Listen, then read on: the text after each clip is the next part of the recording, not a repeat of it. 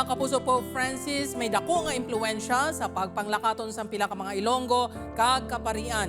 Ini ang gintutukan ni Kim Salinas live sa Haro Metropolitan Cathedral. Kim?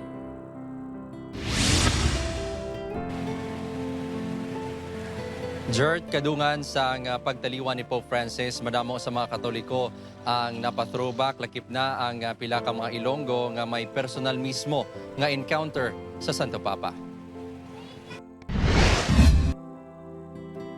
January 2015, sa minilyon ka mga tumuluo ang nagpadulong sa Quirino Grandstand agud masaksiyan ang pagbisita ni Pope Francis.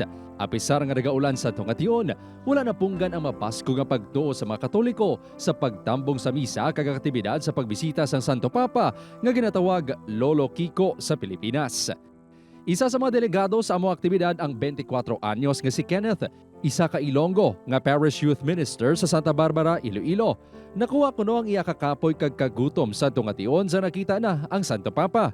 Bisan pila lang ka segundos, memorable kay Kenneth ang paglabay sang Santo Papa sa iya atubang sa kaisang Pope Mobile samtang naka-raincoat.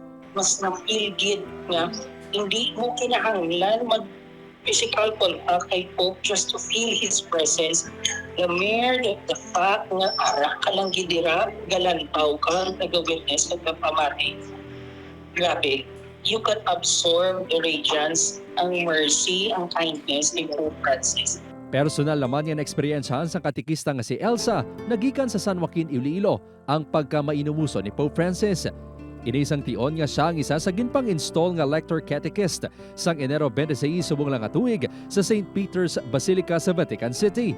Hindi malipatan ni Elsa nga nakig-istorya gid si Pope Francis sa ila sa malipot lang nga tion. Kami gitagaan sang chance nga mauyatan gid siya. So very lucky gid kami tanan ng mga delegates. That time nag-ano gid siya, nag-stop and then naghambal siya nga, oh, I've been from Philippines, in Tacloban. Nadungdungan niya pa kag daw lapit gid sa iya ang mga Pilipino. Para kanday Kenneth kag Elsa, dako ang bahay ni Pope Francis sa pagtubo sang ilang pagtuo sa Dios.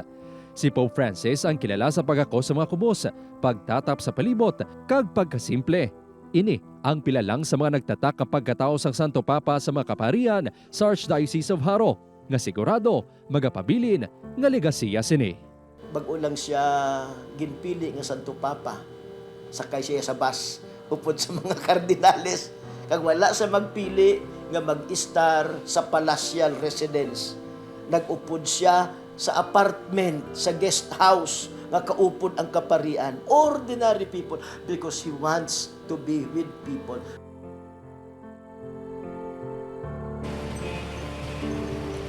Jert, nagalaom ang mga kaparian nga ang kabuhi ni Pope Francis ang magserbe kuntani nga ehemplo kag inspirasyon sang madamo nga mga Katoliko para sa isa kabalaan nga pagpanglakaton diri sa kalibutan. Jert? Madamo gid nga salamat, Kim Salinas.